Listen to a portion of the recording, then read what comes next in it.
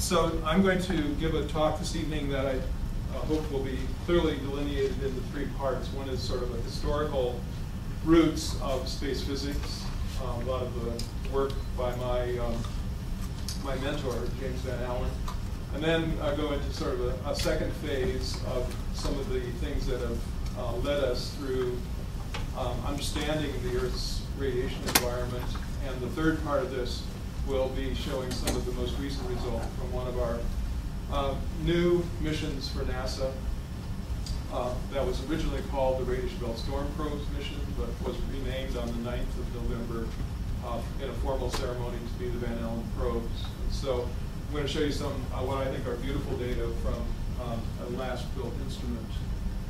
So this is one of the most iconic images of the space age. It shows James Van Allen here.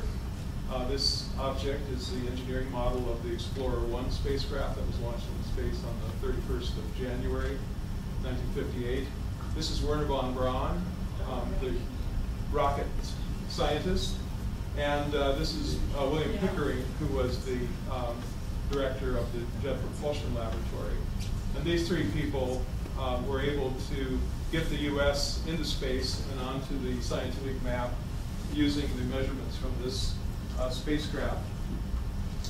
I was an undergraduate, and James Van Allen came to me and asked if I would like to work with him on some projects, and I said absolutely I would. And let's see, did I?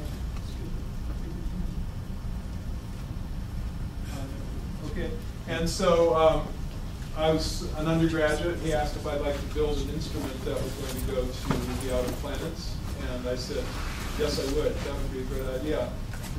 And so I was able to participate and design an instrument that was going to deal with the heroic backgrounds, the immensely energetic particles in the neighborhood of Jupiter. And that worked well. I think this is from a paper that we did 1976 or 77 with Van Allen, showing the 500,000 electron volt, 5 million electron volt, up to 30 million electron volt particles in the vicinity of Jupiter. And yet our little sensor that was meant to measure relatively low energy particles worked beautifully. This whole business of involving undergraduate students in forefront space research has stuck with me all of my career. And I think it's one of the things that characterizes LASP now, is that we still offer opportunities for students to really work on forefront space-related activities. Moving on a little in time, this was a session, a special session at the American Geophysical Union meeting back in the 80s. It was called Discovery of the Magnetosphere. I couldn't really be part of that at all. I was asked to be part of this program to sort of look forward as to what might be happening over the next decade or two.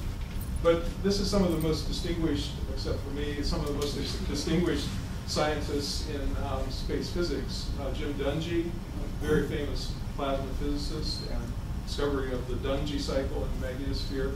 Bob Helliwell from Stanford University. This is Alex Dessler, also one of the founders of space science. John Sprider, who was a gas dynamicist at the Ames Research Center and at Stanford, Shanaka Sofu. And I felt out of place not only because of my height, but also because of just that these were the most esteemed people. Now, Van Allen was supposed to be at this meeting. He had to bail out at the last moment. And so Carl McElwain, one of his early close colleagues, gave a talk at this session. Anyway, at this meeting, Van Allen did present a paper, he wrote a paper for the book that grew out of this. And this is telling about his experiences at the very dawn of the space age. And he appeared not once but twice on the cover of Time magazine. And this was about the discovery of the Van Allen belts and his work. He was asked quite often, what are the Van Allen belts good for? And if you will remember this joke, one of the remarks he made was they hold up Van Allen's pants. Anyway, he had a self-deprecating sense of humor, but he also had a pretty, let's say, firm grip on things. And in the Discovery of the Magnetosphere book, he wrote what I find to be a wonderful excerpt. I'll read this to you if you can't read it from the back.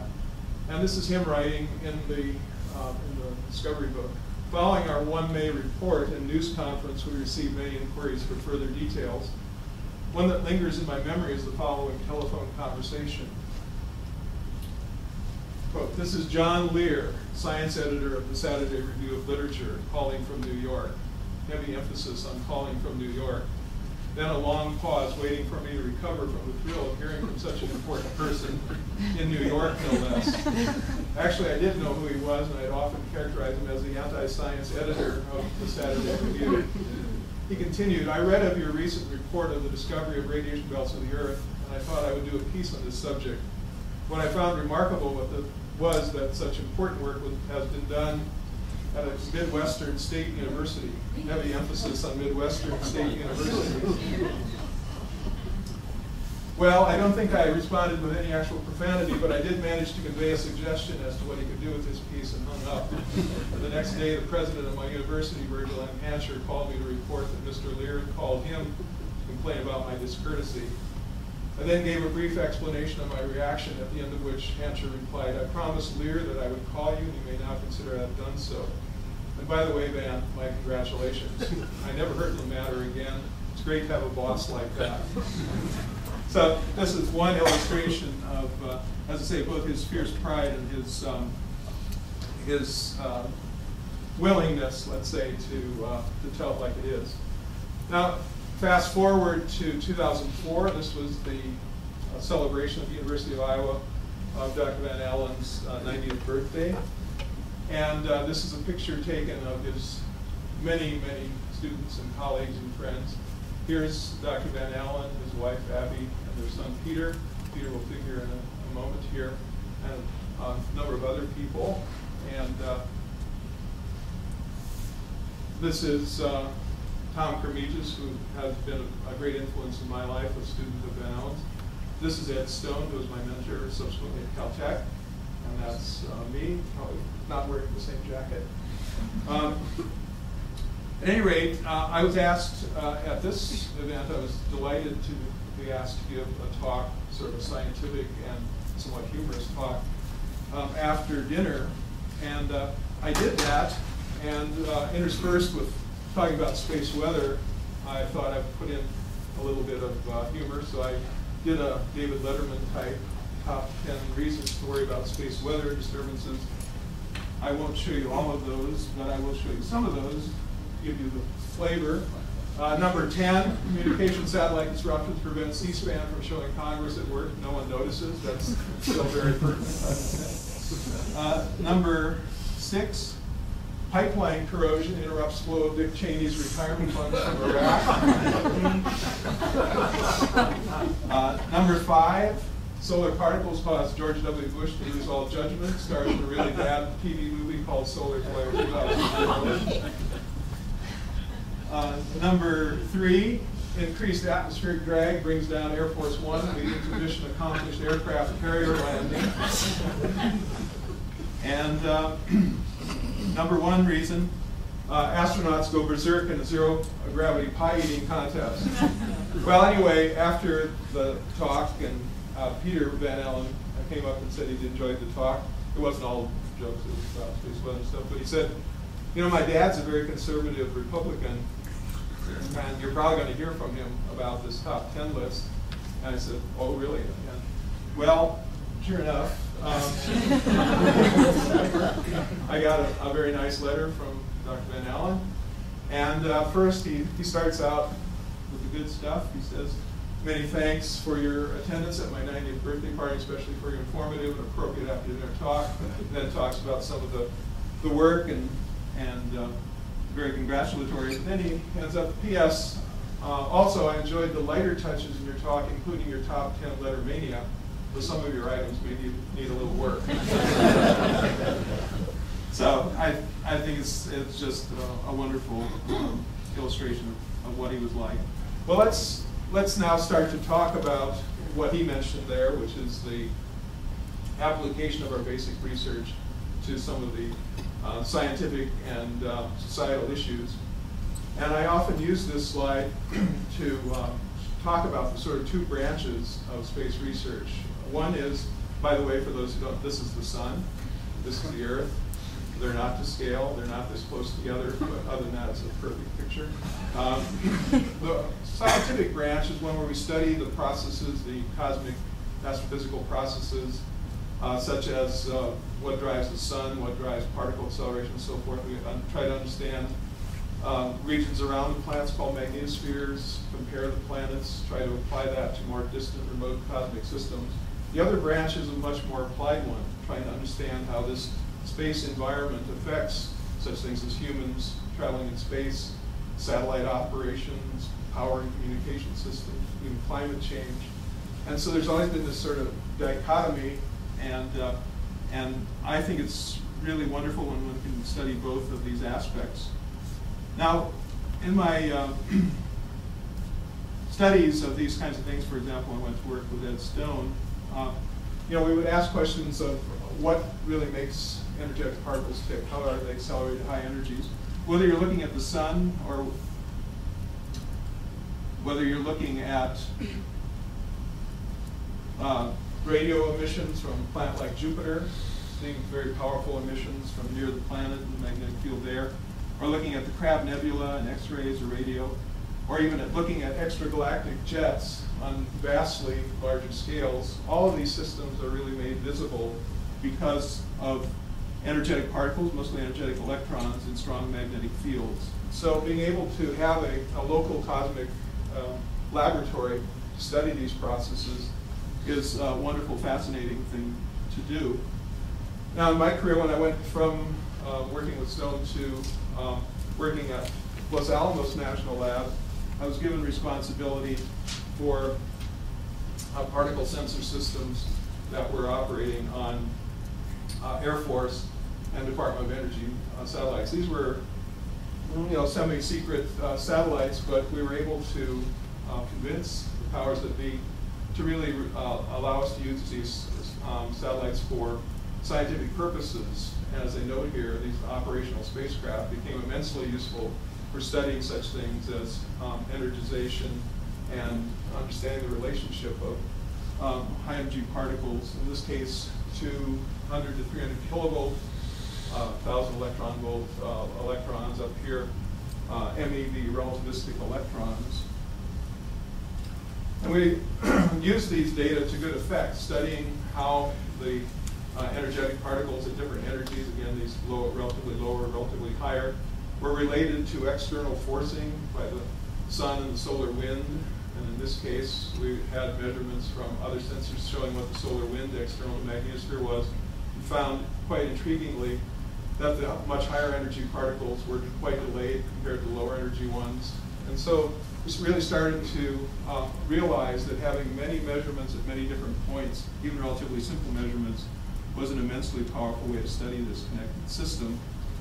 And we began to understand that the sun and its variations are very powerful drivers of the radiation environment around the Earth, and that the combination of intense magnetic fields in the interplanetary medium, high-speed solar wind flows, can really then be like a piston driving the Earth's magnetosphere and accelerate particles at very high energies.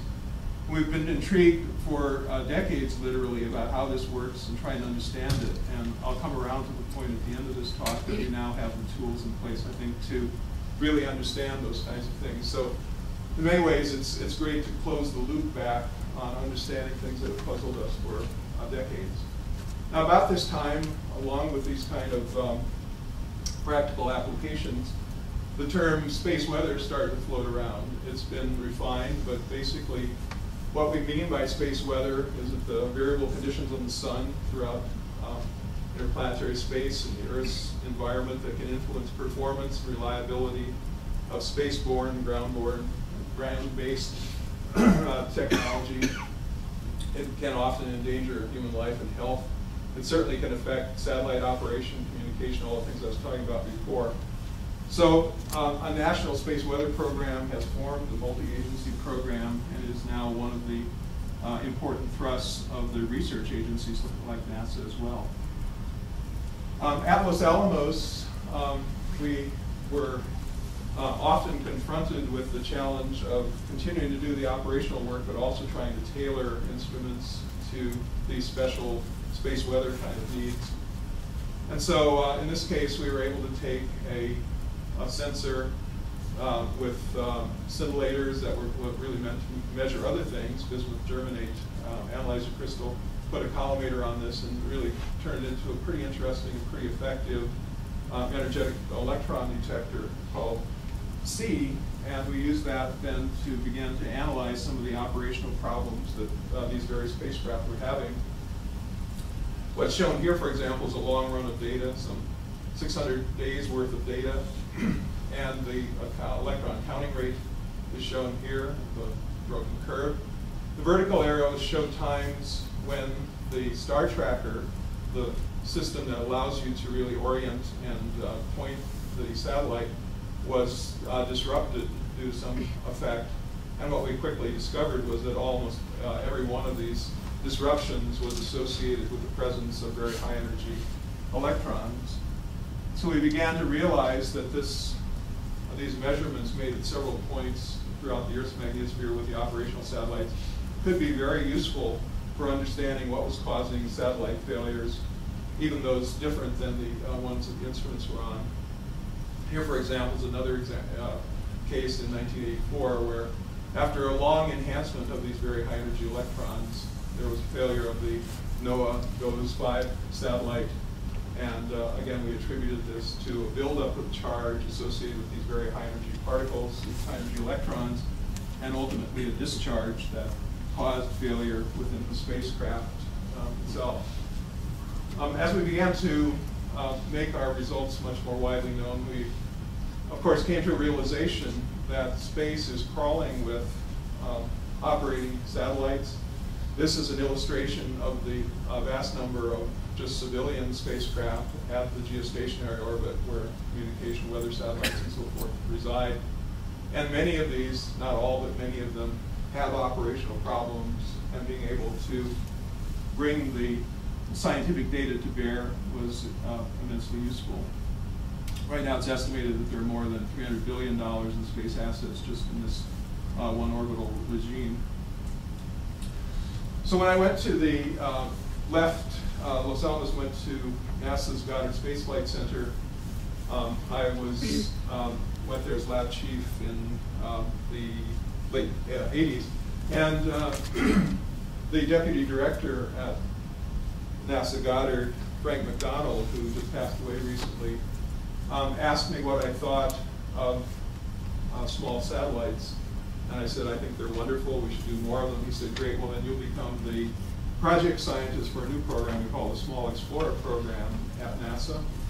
And I was delighted to step into that role, and the first mission that was selected was one that I was actually part of, called the Solar Anomalous Magnetospheric Particle Explorer, SAMPEX. This small satellite was put into a low Earth orbit, and it had, as the title of the spacecraft might suggest, its goal was to measure cosmic rays, anomalous cosmic rays, as they're called, solar energetic particles.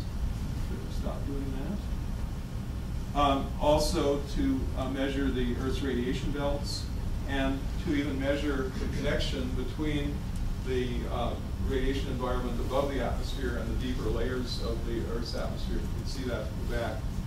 So this little spacecraft that cost a couple of tens of millions of dollars was selected to do all of these different kinds of things, and remarkably it did it well, and it did it for over 20 years. I'll remark on its ultimate fate in a little while. But this spacecraft, SAMPEX, really, at least for me, renewed the fascination with the Van Allen belts and the questions associated with the topic of how are these particles accelerated, how are they lost. And here you see a cutaway kind of view of the Van Allen belts as understood about the time of the SAMPEX launch, of an inner belt made mostly of high-energy protons and these interstellar substances, the outer, more purplish belts here, the outer Van Allen belts, and together This is the picture we've had, the sort of textbook picture of two belts separated by a region of paucity of electrons called the slot region. Now, SAMPEX was intended primarily for scientific purposes, but once again, we realized that it could be used to very good effect to study the more practical side, the space weather side of the story. Here, for example, in 1994, there was a failure in succession of 3 different spacecraft at geostationary orbit, 2 of them being the ANIC satellites that were providing communication and phone, TV, radio, newspapers, and so on for Canada. And so this failure sent high tech in Canada into quite a tailspin. And what we were able to do was to use the SAMPEX measurements of, again, flux versus time, and show that there had been quite an enhancement of the high energy electrons. This is built up over more than a week's time, again associated with external solar wind forcing, but that the ANIC failures occurred at the end of this long buildup of high energy particles in the Earth's vicinity, once again suggesting that this was a space weather related effect. So we really began to put together a pretty clear picture, not myself alone, but many people, of the fact that space environment can affect satellite systems in quite a variety of ways. There can be effects from very high energy particles going into sensitive electronics, causing change of state. It's called single event upsets.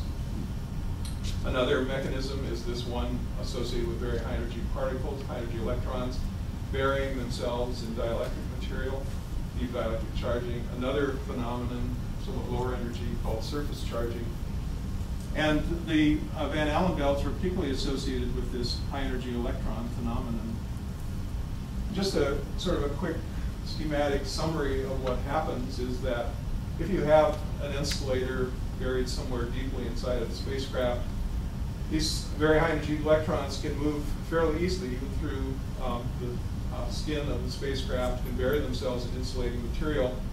But if it's not too high in intensity, they can leak away, and pretty much it creates no particular problem for operations. However, when the intensity of these electrons builds up and stays high for quite a while, you can build up very powerful charges in this insulating dielectric material, and it can lead to a powerful discharge, almost like an electrical discharge that you experience when you walk across a carpet or something, or like a little lightning strike in space. And this can be very devastating to electronics.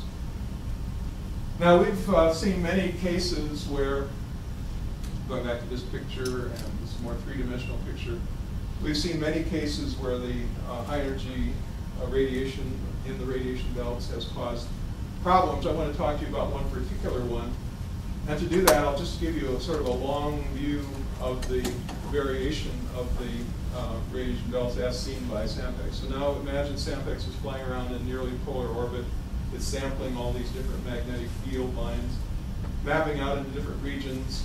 Well, if you plot what is essentially the radial distance out of these magnetic field lines, what we call L, versus time, and this starts in '92 when the spacecraft was launched until into 2004, you can see pretty clearly delineated this somewhat variable but fairly steady inner belt, the slot region between the two belts, and the outer zone.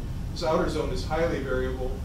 That variability depends on many things, but most notably the solar wind speed that I've talked to you about. But in October of 2003, there was a very powerful solar storm that changed the whole picture considerably. It filled the slot region for well over 2 months, and it created a new population of high energy electrons much deeper in the magnetosphere than we'd ever expected. So now we started to have in place, because of other NASA activities, we started to have in place the ability to look at the sun, see the drivers, follow them all the way out to the Earth, and then see the consequences in the radiation belts using the SAMPEX spacecraft. So here you see a close-up view of a solar flare region. Now we'll back off and see that again, X-ray flare. Now the snow that appears here are the sudden appearance of very high energy solar particles that are essentially blinding the CCD cameras in space. And the other feature that you'll see is, as we back off to this sort of mid-distance, is that you'll see propagating out a blast of material coming out at very high speed directly toward the Earth. This is called coronal mass ejection, and is understood to be one of the most severe drivers of space weather. So this is now sort of the artist's concept of what we've just been looking at. This again is the sun, not real data, but the artist's concept. An unstable region on the sun where the magnetic fields are aligned properly can lead to a powerful blast of material. This can be like 10 billion tons of material that's expelled at perhaps several million miles an hour, coming out rapidly, interacting with the Earth's magnetic field if the conditions are right, can load tremendous amount of energy into the magnetic field regions around the Earth, can lead to powerful conversion of that magnetic field energy into other forms, leading to enhancement of aurora and to powerful geomagnetic storms. So this is the sort of prototypical event we think about as being the driver of severe space weather events. So we have, of course, looked a lot at what regular terrestrial weather, what the costs to society are for those kinds of storms like floods and hurricanes and so forth. But there had been relatively little examination of the question of what does it cost society to have these powerful space weather storms. So I was delighted, pleased really to be able to be asked to chair a group for the National Academy of Science and the National Academy of Engineering to start to look at that question, to try to assess the societal economic impacts of these powerful solar storms, looking at all the different things. And so set up a workshop in May of 2008, had attendees from industry, government, industry, associations, academia, and so forth, tried to look at the effect on the global positioning system, the power industry, aviation, military systems, human robotic exploration, and try to do an econometric analysis of this. We did that. We got quite a few interesting results, put together a report that was published right at the end of 2008 by the National Academies. And what that study helped to drive home was that there are immense interdependencies in society.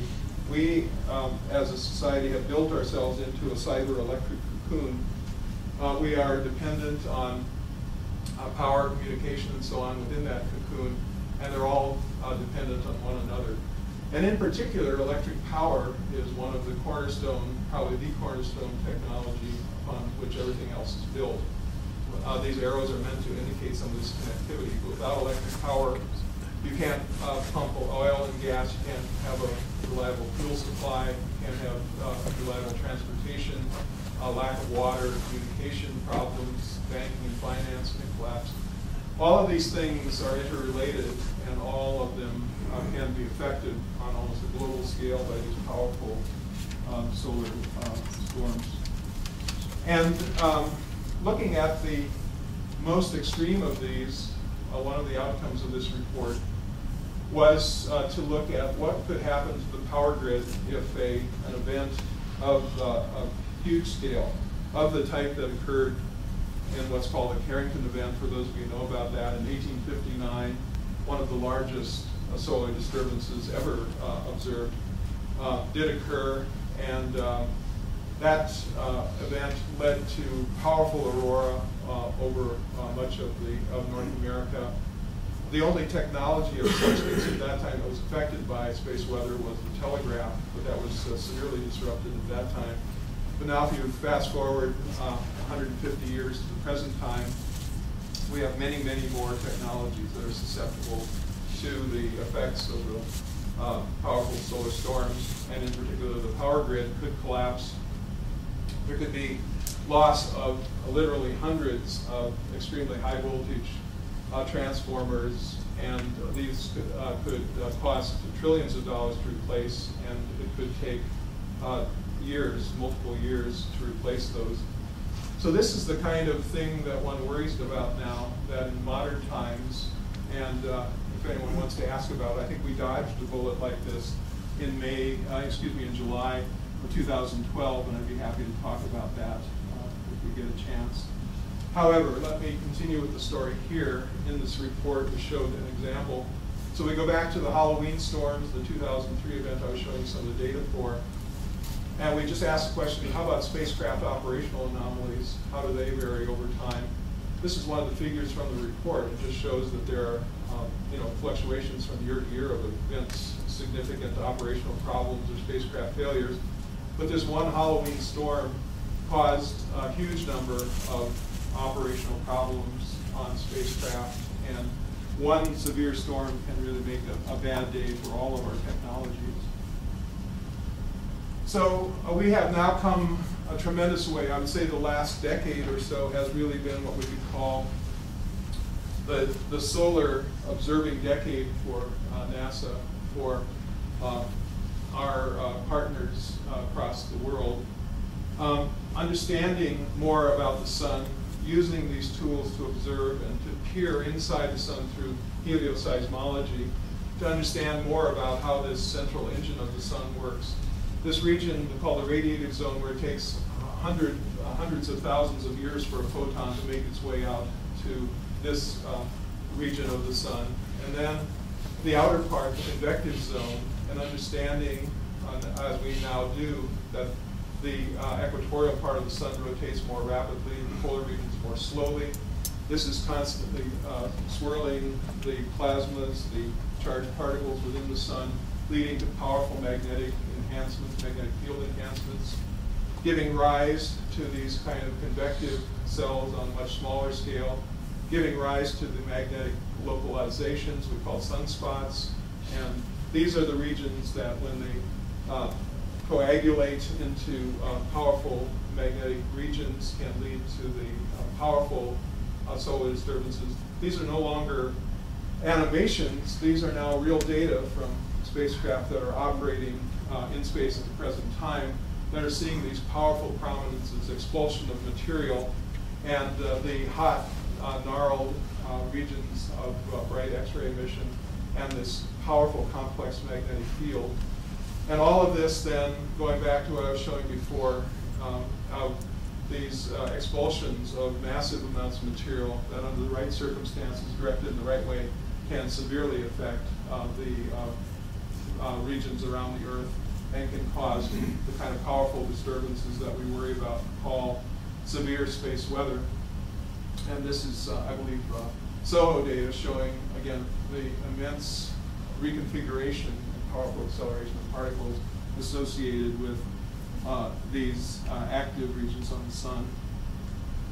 So if the last decade was the decade of understanding solar drivers, we've now moved to the last leg of the connected Sun-Earth system, the desire to go back and understand better how the Earth's magnetosphere, how the Earth's radiation belts, and all the things that were such an early part of the discovery cycle, going back to Van Allen, how these really worked. And so NASA put together a science definition team to define programs that could go back and do the mission right, you might say, to understand how the Van Allen belts really work, how they are able to accelerate particles to such high energies. And so these were the mission objectives that the science definition team came up with.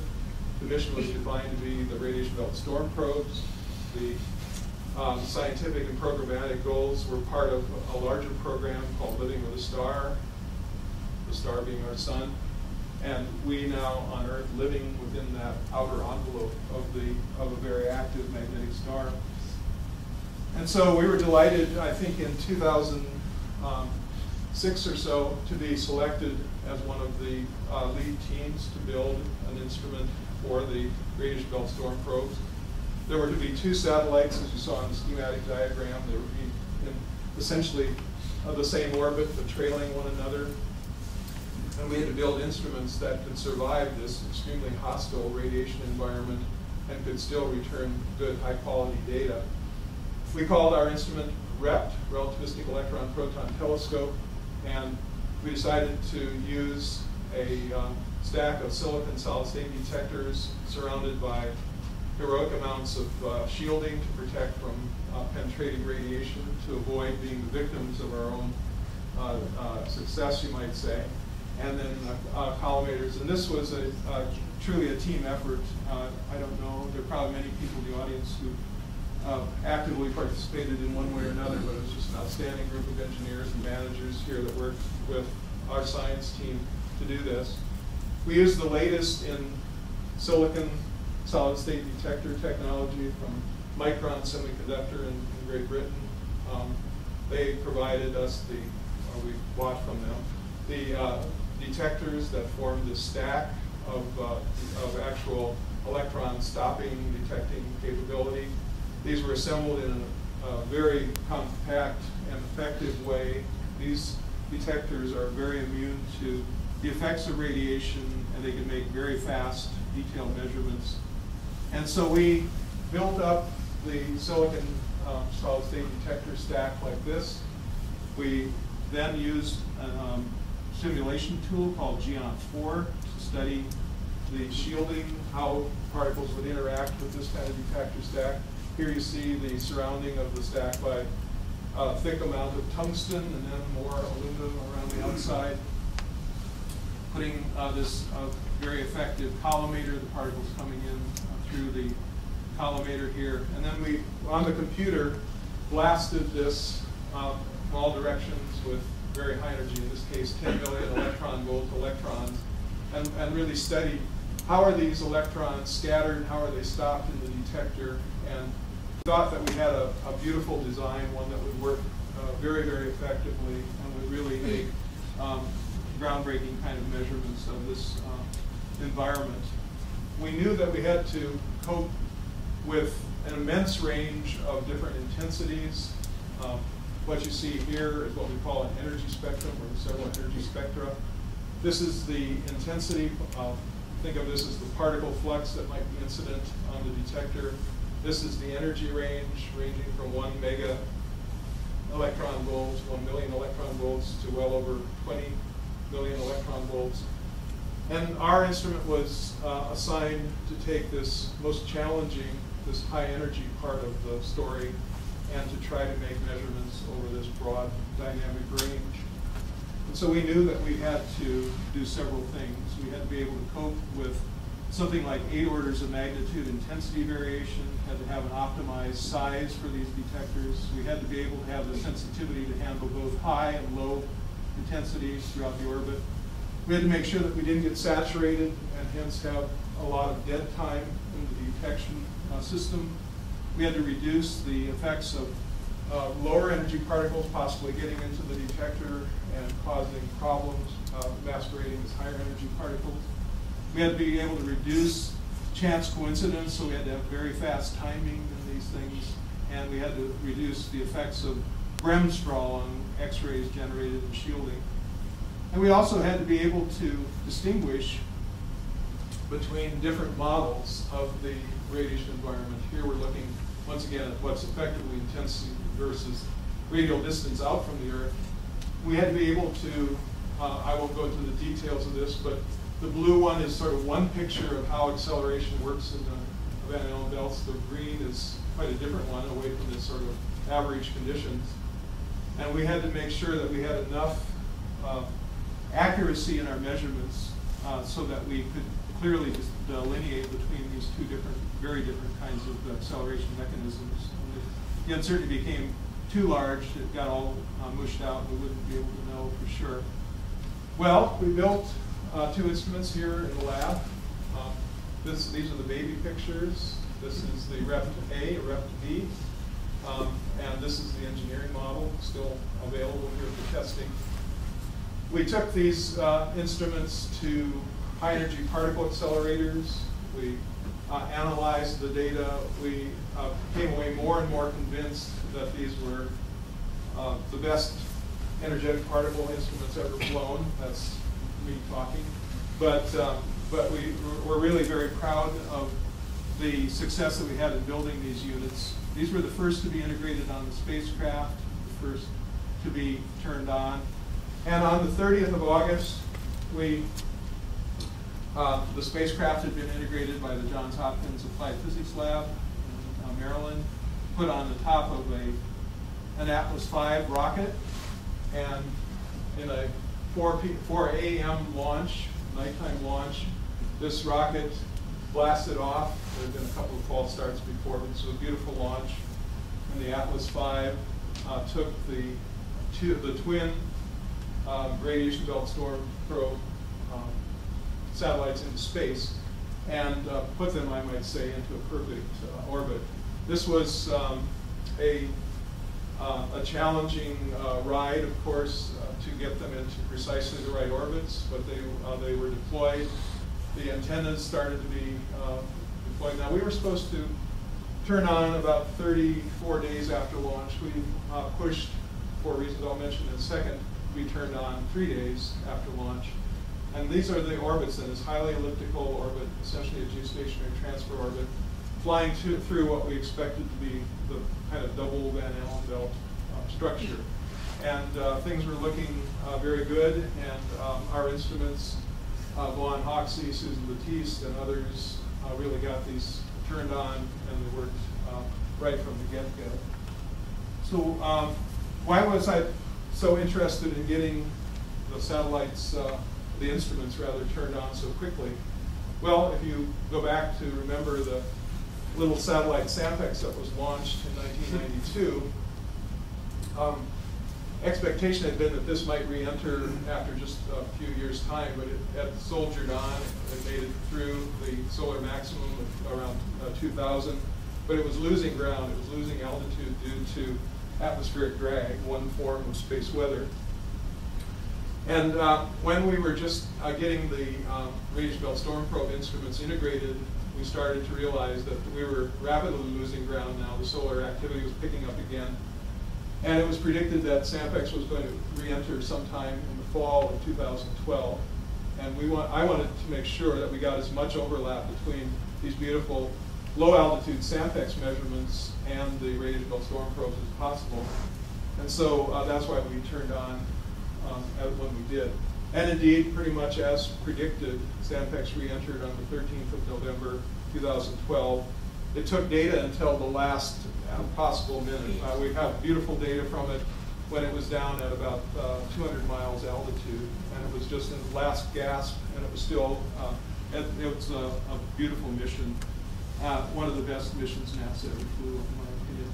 But we turned on the REPT instruments, and we flipped the on switch in the middle of the 1st of September, and we started to get beautiful data. Now this is, again, color coding for electrons up here, hydrogen protons down here, which we also measure. I won't dwell on a lot of details here other than to say this is energy, time, the intensity is color coded, and we see passage through the outer Van Allen belt, the slot region, the inner belt, and we fly under the Van Allen belts and see nothing. It's the quietest place in the universe, I think. But this was just beautiful to see these data coming out right away the minute we turned on the instrument. We were also getting beautiful roll angle information. Again, a different color bar here, but we can see the modulation of intensity relative to the magnetic field directions, which are here and here. So it was just performing the way we really wanted to see those instruments perform. But about 2 days after the instrument was turned on, and this is now an overplotting of the REPT A on one spacecraft, REPT B on the other spacecraft, of 4 megavolt, 4 million electron volt, 5 million electron volt electrons. This is again this radial distance L, and this is time. So when we first turned on, we saw what we expected: the inner Van Allen belt, the slot region of low intensity, and then the outer belt. But then the outer belt electrons dropped away, and then we started to see a feature of a mysterious kind of thing with another belt, and then the outer Van Allen belt seemed to come back. There were 2 slots, not 1. There were 3 belts, not 2. And my first sinking feeling was there's something wrong with the instruments. This can't be true. The textbooks told us we should see 2 belts, not 3. But we saw this persist for the better part of a month. And here are different energies. This is about 2 million electron volts. This is the 4 million electron volt channel. This is extending up to about 7 or 8 MeV, million electron volts. The higher you go in energy, the more this feature is the dominant kind of thing that you see. And then at about 1 month after our turn on, just like a knife edge, this whole thing disappeared. It was quite remarkable. The sun didn't have to do this, but it did give us just a fascinating new view of how the radiation belts work. So Von Hoxie and I were talking, and we decided we would try to collapse all these measurements that we have into sort of a radial distance and magnetic latitude kind of profile. So imagine taking that looping orbit and just putting them all on a plane. And now you add a new orbit, take off the old one, and so there's about 3 days worth of data at any time from both the A and B units on here. And now you can start to see the inner Van Allen zone clearly painted here, the slot region clearly painted. But now you can see this storage ring, this very persistent feature that just hangs in there even as the outer part of the system is changing all over the place. And so this this third belt, this new belt, this storage ring feature, was just amazing to those who had studied the radiation belts for all these years. And then, more or less, it's like a knife edge. It all just disappeared. So we are just agag by this, agog by whatever the word is, and our theoretician friends are scratching their heads trying to figure out how does this all really work. So this is snapshots or 3-day collections of data. What we expected, what happened, what continued to be there while the outer Van Allen belt was doing its thing, and then eventually the disappearance of this feature. And so it's just, to me it's astonishing that 55 years after the discovery, when we bring new high energy, high resolution, high temporal cadence to bear, that we can see things that were sort of undreamed of in the earlier times. And this is now putting together a very busy picture. This is from a paper that was just accepted on Monday for publication in the journal Science that summarizes the many kind of interrelationships that exist in this radiation belt story. But here's the picture that you've seen sort of before of the storage ring and the outer belt and the slot and so forth. We have concurrently the measurements of the solar wind properties, the solar wind speed, the interplanetary magnetic field, geomagnetic indices. We have other information from the spacecraft later on about waves and things like that that help us to begin to figure this out. But together, this is telling us a fascinating story about how the radiation belts form through acceleration, how they're lost through erosion and precipitation of particles, and how they can disappear in an instant and then reappear with immense new power. And so the first month or month and a half of the Van Allen approach mission, which has been a fascinating thing to see. And so this, again, is from the Science paper, but here's what we expected to see, and here's the kind of three-belt structure that we actually have seen with this storage ring, where electrons just stay around for weeks and weeks and then suddenly disappear. So let me begin to wrap up here and just say that the radiation belt story is one part of the much broader connected Sun-Earth story that really manifests space weather. We now have, through Solar Dynamics Observatory and so forth, the ability to study the system driver, the sun, well. We have the ability now to, of course, study the Earth's magnetosphere in a variety of ways. We've learned that the magnetosphere is not this nice, smooth, stable, quiet system that we might have imagined, but it's a much more undulating and much more dynamic and much more sporadic system. And all of these things that I've talked to you about can drive powerful currents above our heads. They can couple into the power grid. They can cause power blackouts, as occurred in Canada in 1989, probably nearly occurred in this past year. They can affect, of course, communication, both communication relying on the ionosphere back to the ground or planes in flight, causing also disruption of communication with satellites above the atmosphere and ionosphere. And this can lead to loss of capability for GPS, for telephones, all kinds of telegraphy.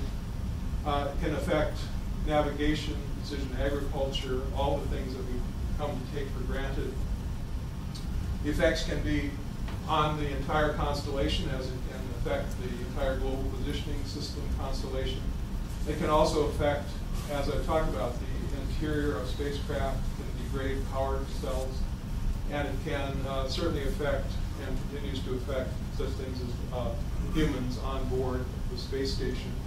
So space weather is a reality. It's not a question of if, but when these kinds of effects are going to occur. And the last thing I want to just say is that these are truly remarkable times. We've now been able to assemble an aggregation of scientific satellites swarming around throughout this cyberelectric cocoon region that I talked about, and much further out. And the radiation belt storm probes have joined in this constellation now to tell us a lot about how this system really works, joining the cluster and the GOES and many of the other satellites that we can use to finally start to piece together the earthward end of the connected system. And so together, we believe, I hope that this science article from our group will be the first of many that now explore this last part of the connected sun-Earth system. So in summary, let me say that the challenges of space weather really affect all developed countries. They affect not only civilian systems, I tend to talk about here, but military systems. This work on space weather modeling and forecasting has really substantial societal benefits. And going back to the title of this talk, it's basic research with a high public purpose in my view. These new results from the Van Allen probes have already started, I think, to rewrite the textbooks about how the accelerator operating a few thousand miles above our head really operates. And I think future exploration and most modern human endeavors will really require that we make major advances in this kind of understanding. And finally, let me say that I hope Dr. Van Allen would continue to be pleased with work on societally relevant stuff, and that provides the underpinnings as represented by the mission named after him. So thank you very much. I'll be happy to answer any questions.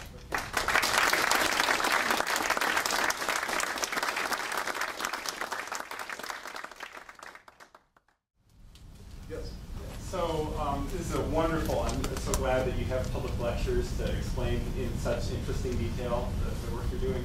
I've tried to learn some about this, and of course when I try to learn about this, one of the first things I find is a Wikipedia article, and I've also edited Wikipedia for a long time, and I've noticed, for example, in the space weather articles, you know, a lot of lack of clarity around how big are the risks, how should they be interpreted. And so what I'm wondering is, do you all ever look specifically at Wikipedia or other things that you could actually provide input to or answer questions for those lay editors that are looking for that kind of thing as a way to couple with huge search result benefits, you know, and linking to stuff that it can be dangerous because sometimes they don't want you editing your own information because you're trying to make your papers look good or what. Yeah. But, you know, how do you engage through a well, yeah, you're absolutely right, and I think that scientists and engineers who are involved in these things need to get more coupled back into that, so that we're not having misinformation or partial information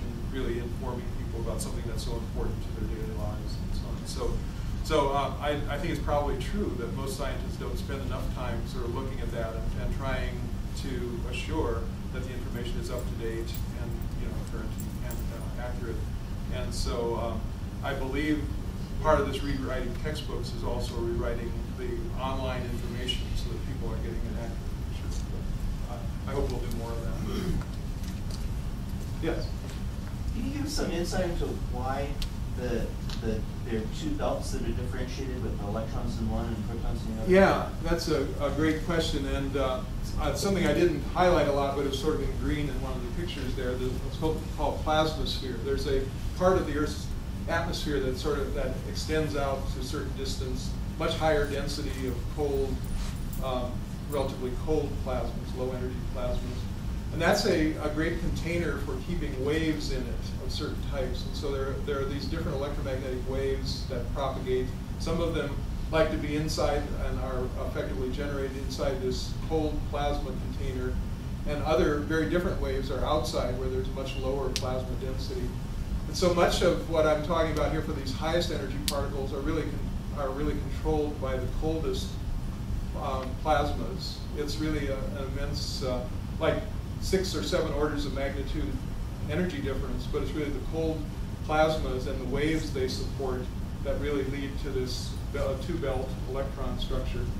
Now, the inner Van Allen zone is, although there are electrons in there, the dominant feature in the inner part of the Van Allen belt structure is really due to very high energy protons, and they result from quite a different mechanism than this internal accelerator. They're created by cosmic rays interacting with the atmosphere. That creates neutrons. Those neutrons rapidly decay, and it's called cosmic ray albedo neutron decay, CRAN source, and that's what really gives rise to that inner belt of very high energy protons. And so, as I say, we think we believed we understood a lot about this, but now we're making measurements, and every time we turn around, we start to realize we didn't have quite as good an understanding as we imagined we had.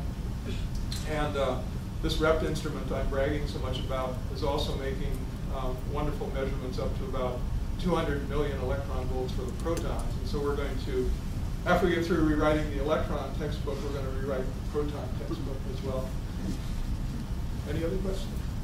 On one of your earliest slides, you had a diagram that showed the two traditional Van Allen belts, Yep. and then a third one in the middle. And I think you had referred to it as interstellar material. Yeah, yeah. And is that referring to the cosmic rays that created the Yes. neutrons in the upper atmosphere? Yes, but it's a special kind of cosmic ray. It's called the anomalous cosmic ray component. I guess most of what we study, we think we understand something and then we find something different, so we call that anomalous. But these are really, it's a fascinating story. These very high energy particles, relatively high energy particles, come in, they get sort of, they interact with the lower energy neutral cloud that surrounds the sun. They suddenly become neutralized. They can then sort of move out with the, move out into the far reaches of the solar system. They can be accelerated to quite high energies out at the shock wave that surrounds the outer part of our heliosphere. And then these particles can make their way back in through the magnetic field because they're neutralized, and they can then embed themselves in the vicinity of the Earth, and then they typically are expected in this mechanism, which I can't describe in just a few sentences, but they are really interstellar material that has made its way deep inside the solar system, get picked up in the Earth's magnetic field, and then get trapped like a magnetic bottle around the Earth. And this was sort of predicted theoretically, but SAMPEX was able to verify that and to really show that that little belt of interstellar material was trapped right in this vicinity. Yes? How much did the REPT instruments weigh? They were pretty hefty. They were about 30 pounds. And, I mean, a lot of tungsten, a lot of aluminum.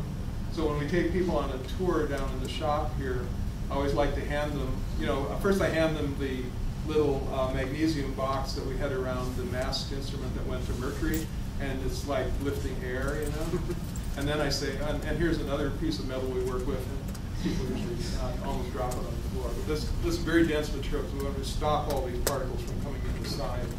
So they're not that huge as far as volume, but they've got a lot of heft because of the tungsten. I'll keep working around here. What was the reasoning behind having the two REPT orbiters in the same orbit as opposed to spreading them out for so long? Yeah, great question. And one of the challenges we always face is how to separate space from time. And so by having two identical instruments following each other around and having variable separation, we can say, well, this is a global thing if it's seen identically on the two, which it often was. But we can also, we've seen a number of examples now where we can actually watch a wave of change move through the system by having one instrument here and another one over here. We can really separate the spatial from the temporal. But that's the idea. Yes? I was reading an article recently about space radiation harming astronauts' brains, and I was just wondering if you knew about that or what that Are there was. any astronauts in the audience? They're all. They went in for treatment. Yeah, I think that this is one of the real concerns, of course, is that space radiation can be very damaging. If you think back about that picture I showed you of the snow appearing in the picture, it doesn't take too much imagination that if you were out there, your eyes would become detector, your brain would become a particle detector. So that's probably one of the biggest worries about long duration space travel is being irradiated by these very energetic particles. Yes? The instrument that you guys activated within 3 days instead of 30. Right. Why were you waiting 30 days to activate it for measurements? Was it? Well, we were being gentlemen, I would say. No, And you know, it's a question. Okay, yeah, sure. What did you sacrifice from starting it so early? It was 10% to when you were going to start it. Well, let me answer the second question. We didn't sacrifice much. There was a sequence of things that the project wanted to accomplish. They wanted to get booms deployed. They wanted to get the spacecraft sort of stabilized. They wanted to make sure that they powered up everything in a good sequence and all that. And so it was just sort of suggested, well, you guys have a relatively simple commissioning turn-on phase, but this would be sort of the natural order of things. We flip on this, we flip on it, and you'll come up about day 34. And I think I was the person who made the most waves about, well, we don't have to wait that long. We have a simple commissioning. We're going to take our chances. We're not going to spend a lot of time on this. We're going to flip the on switch and see if things work. Because we built great instruments here at the University of Colorado. We know it's going to work. Don't sweat it. If something goes wrong, we'll turn it off and try again. But our engineers are great. They built beautiful instruments. We flipped the on switch. We started getting data right away, as you saw, and if we hadn't done that, we'd have missed this whole new storage ring feature.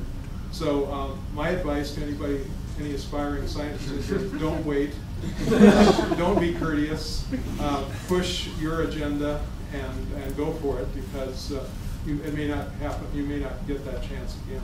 Why you forgot and have your instrument built at last? Yeah, okay. That's right. Goes without saying. Yeah. Any other questions? Yes. Yeah, there was a solar event in the 1800s that would destroy the electrical system on Yes. Earth today. Yeah. Does anybody have any idea how often those are? Well, that's great, and you're in a way asking the question I urged someone to ask me. This was the Carrington event of 1859. Now, you say, well, that's a pretty moldy old event, and what if they only occur every 150 years, and we don't know that? Maybe it's a 1 in 1,000 year kind of event or something like that. Well, it turns out that on July 23rd of 2012, 6 months ago, 7 months ago, the sun had this very nasty active region. It rotated past the disk facing the Earth. About 7 days after that central meridian passage, that region erupted. It sent out a coronal mass ejection of the type I was showing you. That was moving faster than the one for the Carrington event. It was moving about 3,500 kilometers per second. That was about 10 million miles an hour. It went from the sun out to 1 AU in that sector in 17 hours, not the 18 hours of the Carrington event. And we had one spacecraft in that whole region. I'd like to give a talk about this sometime, but we had one spacecraft there. It's called the Stereo A spacecraft. Coming right after Stereo A, it was moving so fast that the sensors on the spacecraft couldn't even keep up. They couldn't measure how fast the thing was really moving. But the magnetic fields in that cloud, that plasma cloud, were immensely powerful, more than we've seen. And we've taken the observations and run it through our models. If that had hit the Earth, we've seen the largest geomagnetic storm, larger than anything we saw in the 20th century. So this would have been comparable to the Carrington event. So I think these events occur quite frequently. It's just a question of whether the Earth is in the line of fire or not. And so I think these events are 1 in 100-year, maybe 1 in 50-year kind of things, and not 1 in 1,000-year, 1 in a million-year. And if we had been hit 7 days earlier, if that occurred 7 days earlier, I think we'd be having a very different conversation about space weather now. Get us going. So, that you've got 17 hours to know that that thing's coming at you. You could shut down, can you shut down the power grid? How long would you have to shut it down? The power grid would like to have at least 8 hours of warning. They'd like to have confidence that you know that's true. People get a little cranky if their power's turned off, as we learned in Superstorm Sandy and things like that. But it would be much better to turn it off. Plus trillions of dollars. That's right. That's right. Yeah. This is one of the real struggles that policymakers are going through now, is to understand what are the steps that really ought to be taken, and if you're operating the power grid, it's quite different from, let's say, if you're operating a satellite for a military purpose, or if you're operating a weather satellite, or if you're doing other kinds of things. And so each of these different industries we found in this study that we did back in 2008, each of them has sort of a different lead time that they'd like to have. Some would like to have 10 years lead time. Some would like to have 3 weeks, and that's not going to happen. But if you can give people at least a few hours, the power companies in particular, I think, could benefit from being able to route power, spin up extra generating power, be able to possibly even brown out or black out certain sectors if they knew it was really going to hit there. But we got a long way to go before we're accurate enough to predict precisely where and when and how strong. So how long would they have to be out? Well, I think that modeling suggests that if you could shut down for maybe even an hour or a couple of hours, that you could probably avoid the brunt of this effect. Again, you have to explain carefully to people you're sacrificing a couple of hours, and that's when you're losing power in hospitals, emergency systems, and so forth, you really can't do that cavalierly. And that's one of the reasons I wrote a little article in the Space Weather Journal recently pointing out that we need to decide as a society what are the things that absolutely have to remain on come hell or high water or strong coronal mass ejections. And we need to be able to assure that those operate through the worst of the storms. So how do you protect those segments of the system, build in blockers to prevent damage there? And then the other 90% to 95%, you then may adopt this policy of shutting it down for a while, avoiding the maximum damage, and then bringing it back up in a systematic way. But that's what a lot of policymakers, Homeland Security, the FEMA, FERC, and all these organizations are trying to do that. Well, I probably have gone on way too long. Thank you again very much. Thanks.